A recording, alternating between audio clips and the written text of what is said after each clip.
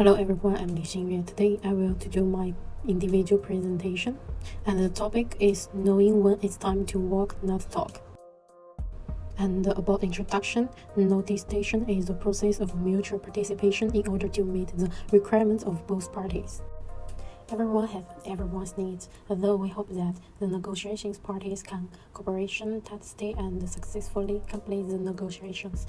But in most cases, problem case by conflict of interest will continue to occur. To create the peaceful and harmonious negotiation atmosphere and make the negotiation successful, we cannot directly reject the other part, but must conduct a strategic rejection. Some negotiators worry that their refuse will bring adverse effect to themselves, though even if they disagree with the other part's opinions, they never show it.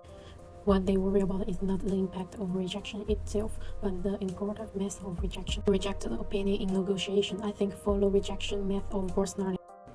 And about the first method, sincerely refuse. Respect each other, whether you can help or not. The first thing you should express is a question of attitude. You have to make the other person feel respected. Remember to refuse direct before the other person have finished speaking, and respond eagerly to make the other person think you are perfunctory. Listen patiently to what he said, expressed simply for his situation, and made some suggestion in a timely manner. Just think for the perspective of other person.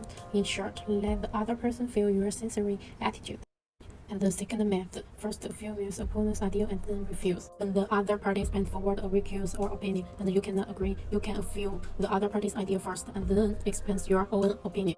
For example, you can speak. In generally, your opinion have some truth. I understand it. If you reply to other parties with such words, the other party will more easily accept your opinion. When you refused, you should also attach the reason for your refuse to avoid misunderstanding and be gentle.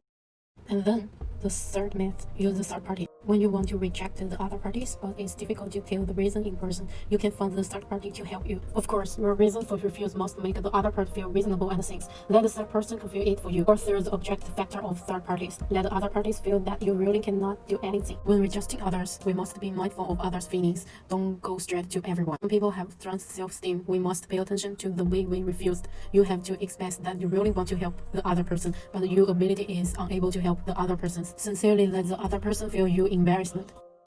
And the last method, a tough attitude. When you confused, let the other parties clearly understand what you mean. Be vague or equivocal so as not to delay the other party's plans and arrangement. In the end, it will arouse the operation of others and affect the relationship between the two people.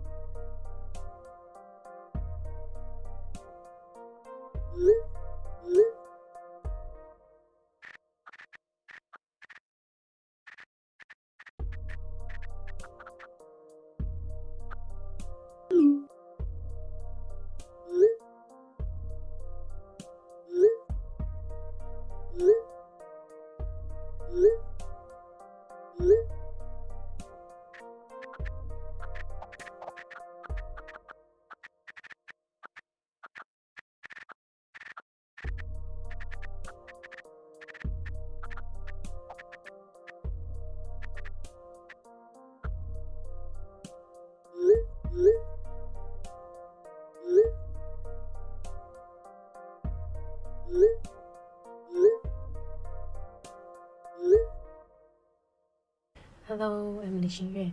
The video above is how I limited how to detail overtime situation in the conflict. There's above example when we are at work, when negotiating with the boss, try not to use negative words such as no, cannot.